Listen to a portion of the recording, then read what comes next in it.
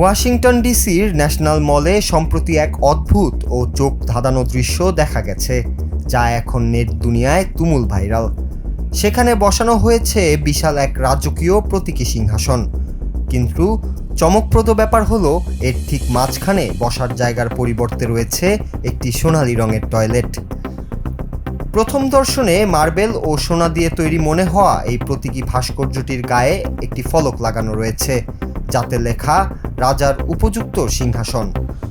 মার্কিন president Donald ট্রাম্পকে কটাক্ষ করে এবং তার কর্মকাণ্ডের প্রতিবাদ জানাতে এই ব্যতিক্রমী আয়োজনটি করা হয়েছে।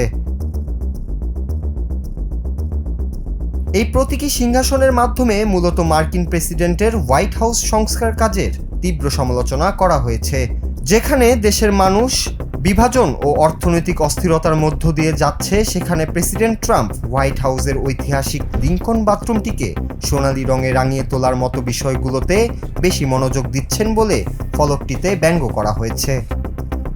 এছাড়া তিনি ওভাল অফিসে প্রচুর সোনালি কারুকাজ যুক্ত করেছেন এবং কেনেডি সেন্টার পুনর্নির্মাণের মতো বড় বড় পরিকল্পনা হাতে নিয়েছেন, যা অনেকের কাছেই এই সময়ে অপ্রয়োজনীয় মনে হচ্ছে।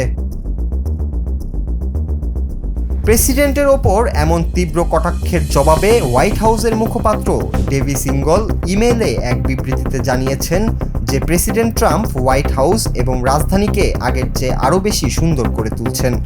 তবে এই ব্যঙ্গাত্মক সিংহাসনের পাশে রাখা টয়লেট পেপারে দ্য সিক্রেট হ্যান্ডশেক কথাটি লেখা রয়েছে, যা এই প্রতিবাদের পেছনের মূল হোতাদের দিকে ইঙ্গিত করে।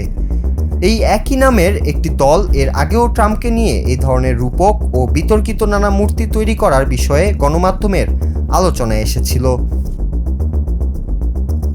একবিংশ শতাব্দীতে দাঁড়িয়ে রাজনৈতিক প্রতিবাদ জানানোর এই অভিনব ও শৈল্পিক ধরনটি কিন্তু সাধারণ মানুষের মাঝে বেশ সাড়া ফেলেছে। ন্যাশনাল মলে আসা বহু দর্শনার্থী এই অদ্ভুত সোনালী সিংহাসনে বসে ছবি তুলছেন এবং ট্রাম্পের বিতর্কিত পদক্ষেপগুলো নিয়ে নিজেদের মতামত জানাচ্ছেন। রাজনীতি, রম্য এবং তীব্র কটাক্ষের এমন মেলবন্ধন মার্কিন মুলুকের রাজনৈতিক পরিস্থিতিকে কতটা উত্তপ্ত করে তুলবে তা হয়তো সময় বলে দেবে। Noor Raju, Bangla TV, news desk.